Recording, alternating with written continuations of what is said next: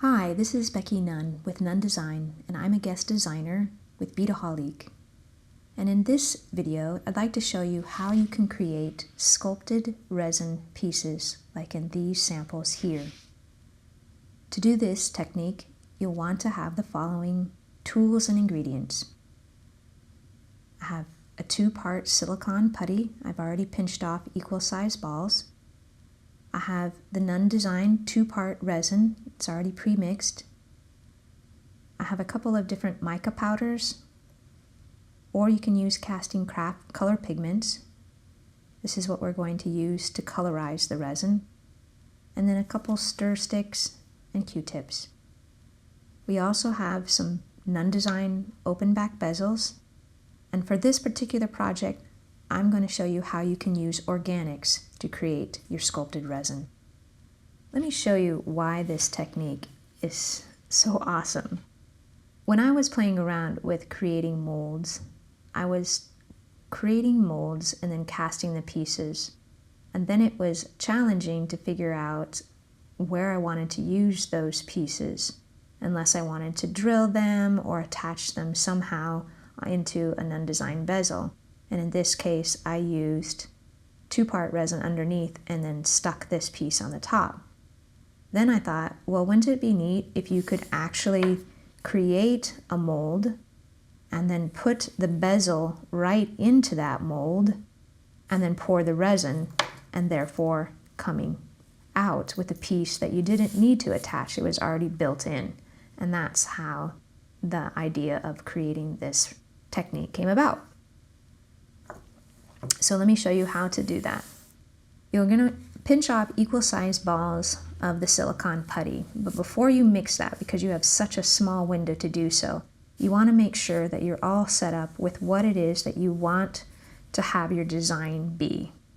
And so I'm using one of these open back bezels of Nunn Design, and we have a variety of open back bezels. This particular one is a cast piece, and these are actually brass pieces. The pieces that are brass, these can be used over and over and over again once you press that in there, because they are precision made. So every single piece will be exactly the same dimensions, and therefore when you press it into that molding putty, there won't be any leakage out the sides. Versus a piece like this is cast and then it's plated, and it goes through a process where it can be easily dinged and marred. So once you press this into your putty and then you want to make another one, use it into the next mold, you might have some seepage out the sides because this isn't precision. Hope you followed me there, but that's the best way I can explain it. You'll know exactly what I'm talking about if you ever have any resin leak out the sides. It will be because it's a cast piece. So let's go ahead and get started on this. So I have a couple of pieces of organics that I've already trimmed out and thought about, like, how do I want those to be laid out within inside of my piece. And it's important to have a really clear idea of what you want to do inside that piece before you mix up the silicone putty. You have literally 1 minute, minute and a half to work with this before it starts to harden and it no longer will take an impression. So you want to be prepared. So I have my design.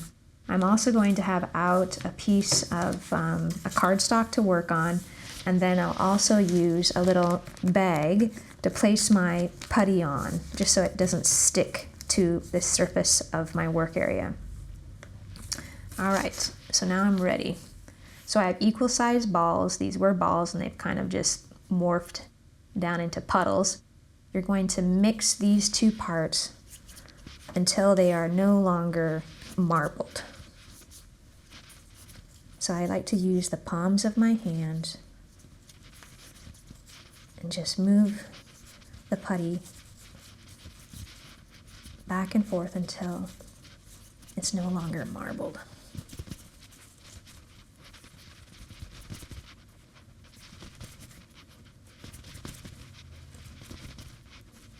Once it looks like it's pretty mixed, I have a little bit more to go. You're going to roll it into a nice smooth round ball. And see how I'm using the palms of my hands and kind of arching my fingers back? It gives me a nice flat surface to work with. So now I have a nice ball. And this is the container of the silicone putty. I'm just using that to flatten down and make a nice little patty. You want to have enough of the putty, or a big enough shape, to fit that bezel. So I'll squeeze it down a little bit more. Now I have a nice flat putty, and I'm going to place my bezel in and press down gently. And then I'm going to take my little organics. Actually, I like it just like that. And you're going to press that down into the putty. And if you need to, you can go in with a toothpick and just gently press it down into the molding putty.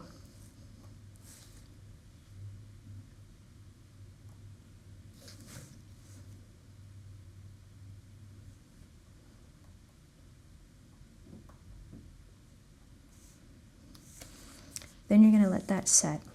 And it'll set pretty much in about, let's see, 5 minutes. That'll be probably ready. These pieces here, I actually used a real nautilus for that, and this was a brass stamping. But you can see that the same process was done with creating this mold here. Press my brass stamping in. I actually took the brass stamping out and then pressed in this afterwards. Now I'll let that set up for just a little bit, and then we'll go ahead and work with the mold. While you're letting your silicone putty set up, you can start thinking about how you want to do your design. In this example, I think what I'd like to do is I'll use a gold Pearlex mica powder to go into the base where the flowers now are, and then I think I'll go ahead and then pour into the bezel some mixed resin with this color of mica powder. I have no idea what this is going to look like, so we're just going to have to go with it. So I've already mixed some Nunn Design resin. This is the Nunn Design 2-part resin, and I'm going ahead and placing in a little bit of mica powders into that clear resin and stirring this up. This is already getting pretty thick, but I think this will hopefully still work. It's giving it a fun, sort of iridescent teal color. Now we're going to set that aside. Let's take a look at how we're doing with our putty. And now this is very firm to the touch. So I can go ahead and come in. I'm going to leave that bezel in its position because, like I mentioned, that is, it's this molding putty example is designed specifically to go with this particular bezel. And then I'm just going to remove my little bit of organics that were in there. And now you can see my impression in there. I'm just super curious to see what that's going to look like when the resin hits it. So I mixed up a little bit of 2-part epoxy clay. And you could do this with Play-Doh or something else, but I just kind of want to see what that design is going to look like. That's pretty interesting. Now if I didn't like that, or if this mold didn't look interesting, I could go ahead and start another impression, but that looks like it could be really neat. So the next step of what I'm going to do is I'm going to use the mica powders and a Q-tip, and I'm going to go into the base of this and just smear some around so that I can get some really good highlights down in those recessed areas. And actually, it might look kind of cool if I just have the whole thing kind of covered, like such. And then just tap it to get any of the excess mica powders out. Now with our colorized mica powder, wow, this is getting thick. We're going to go ahead and drizzle some down into the base of our bezel.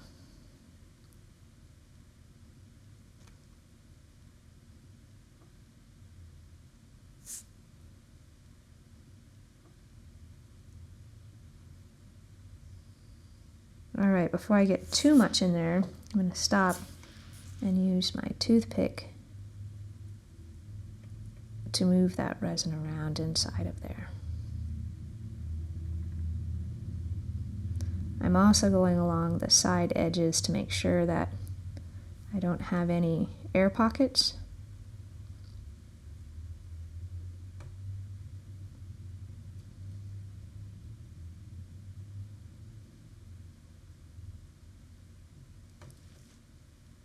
And then you're going to let that set until hard. It takes about 12 hours for that to get really hard. If you want to, you can go along the side edge if you have any excess resin on the side and clean that up. Then once that is already, this is one I did earlier.